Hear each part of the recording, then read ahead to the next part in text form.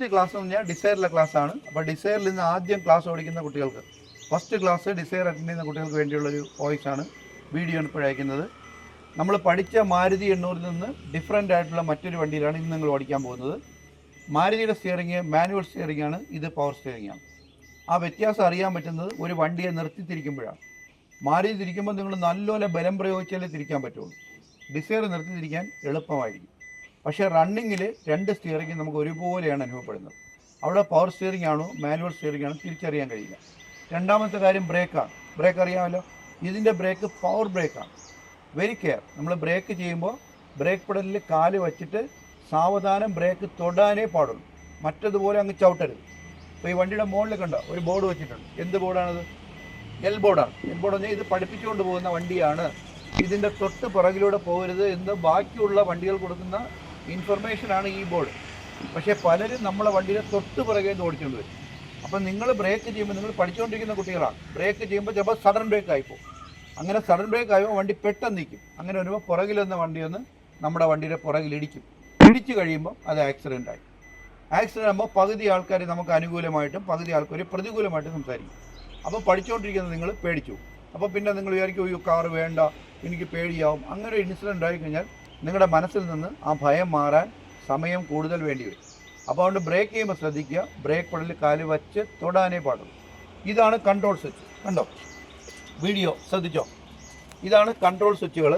നമ്മൾ 4 ഡോറുകളുടെയും ഗ്ലാസുകൾ ഉയർത്തുന്നതും താഴ്ത്തുന്നതും ഈ സ്വിച്ചുകളിലൂടെയാണ്. ഇത് ഫ്രണ്ട് റൈറ്റ് സൈഡിലെ ഡോറ് ഉയർത്താനും താഴ്ത്താനുമാണ് ഈ സ്വിച്ച് ഉപയോഗിക്കുന്നത്. കണ്ടോ, ഇത് കാണുമ്പോൾ ഫ്രണ്ട് ഡോർ നമുക്ക് ഉയർത്താനും താഴ്ത്താനും പറ്റും. കണ്ടോ, ഇത് റൈറ്റ് സൈഡിലാണ്. നമ്മൾ ലെഫ്റ്റ് ആകുമ്പോഴത്തേക്ക് ലെഫ്റ്റ് സൈഡിലെ ഡോറുകളാണ് ഉയരുകയും താഴുകയും ചെയ്തത്. ഇത് ബാക്കിലത്തെ റൈറ്റ്, ബാക്കിലത്തെ ലെഫ്റ്റ്. ഇത് ലോക്ക് എന്നൊരു സ്വിച്ച് ഉണ്ട്. കണ്ടോ, അത് പ്രത്യേകം ശ്രദ്ധിക്കുക.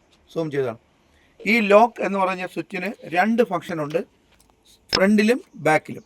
നമ്മൾ ഇവിടെയാണ് പ്രസ് ചെയ്യുന്നതെങ്കിൽ ഇത് ലോക്കാവും, ഇവിടെയാണെന്നുണ്ടെങ്കിൽ അത് അൺലോക്കാവും. അപ്പോൾ ഇവിടെ പ്രസ് ചെയ്യുമ്പം അൺലോക്കാവും, ഇവിടെ പ്രസ് ചെയ്യുമ്പോൾ ലോക്കാവും. തൊട്ടിപ്പുറത്ത് വേറൊരു സ്വിച്ച് ഉണ്ട്. ഇതെന്ന് പറഞ്ഞാൽ ഇത് നിങ്ങളിങ്ങനെ പുഷ് ചെയ്ത് വെച്ച് കഴിഞ്ഞാൽ പിന്നെ 4 ഡോറിൻ്റെ ഗ്ലാസ്സുകളും ഉയരുകയും താഴുകയും ചെയ്യില്ല. അപ്പോൾ നമ്മൾ കൊച്ചു കുട്ടികളെ വണ്ടിക്ക് തിരുത്തി ഓടിക്കുമ്പം അവർ ഗ്ലാസ് താഴ്ത്തി തലയോ കയ്യോ കാലോ പുറത്തിടാൻ വേണ്ടി നമ്മൾ ഈ സ്വിച്ചിനെ പുഷ് ചെയ്ത് കഴിയുമ്പം പിന്നെ ഡോർ ഗ്ലാസ്സുകൾ ഉയരുകയും താഴുകയും ചെയ്യില്ല. അങ്ങനെ നമുക്ക് ഫങ്ഷൻ ചെയ്യാൻ പറ്റും. അപ്പോൾ ഇത് എപ്പോഴും വണ്ടി ഓടുമ്പോൾ ഓട്ടോമാറ്റിക്കായിട്ട് ഡിസൈറിൻ്റെ ഡോർ ലോക്കാവും. അപ്പോൾ നമ്മൾ ഒരാളുടെ ക്ലാസ് കഴിഞ്ഞ് അടുത്ത ആൾ ഇറങ്ങുമ്പോൾ ഇതിൻ്റെ ബാക്കിൽ പയ്യെ തൊടാനേ പാടുള്ളൂ. ചില കുട്ടികളെന്ന് ഞാൻ തൊടാൻ പറഞ്ഞാൽ അവർ ഈ സ്വിച്ചിനെ മുഴുവൻ അതിങ്ങനെ കുത്തി അതിനെ തകർത്ത് കളയും, നശിപ്പിച്ച് കളയും, അതിൻ്റെ കുടുംബം മുഴുവൻ നശിപ്പിച്ച് കളയും. അങ്ങനെ ചെയ്ത് നമ്മൾ ഇലക്ട്രോണിക് ഉപകരണങ്ങളാണെങ്കിലും കാറിൻ്റെ എക്യുപ്മെൻറ്റ്സ് ആണെങ്കിലും നമ്മൾ സോഫ്റ്റായിട്ട് മാത്രമേ ഉപയോഗിക്കുക, ബലം പ്രയോഗിക്കാനേ പാടില്ല. ഇത്രയും കാര്യങ്ങൾ മനസ്സിലായോ? അപ്പോൾ എല്ലാ കാര്യങ്ങളും വളരെ വ്യക്തമായി നിങ്ങൾക്ക് പറഞ്ഞു തന്നിട്ടുണ്ട്. മനസ്സിലായല്ലോ? അപ്പോൾ എന്തെങ്കിലും ഡൗട്ട് ഉണ്ടെങ്കിൽ ഈ വീഡിയോ വീണ്ടും കണ്ട് പ്രാക്ടീസ് ചെയ്യുക. റോഡിലെ ക്ലാസ്സുകൾ നമുക്ക് സംസാരിക്കാൻ സമയമില്ലാത്തതുകൊണ്ടാണ് റോഡിൽ നമ്മൾ വണ്ടി പോകുന്നതിനും ഇക്കാര്യങ്ങളൊക്കെ നേരത്തെ തന്നെ നിങ്ങളെ പറഞ്ഞ് മനസ്സിലാക്കിപ്പിക്കുന്നു. അതുപോലുള്ള ഓരോ കാര്യങ്ങളും കാർ ഓടുമ്പോൾ ആ വേഗതയ്ക്കനുസരിച്ച് നമ്മൾ ചെയ്യേണ്ട കാര്യങ്ങളെല്ലാം വേഗതയിൽ ചെയ്യും.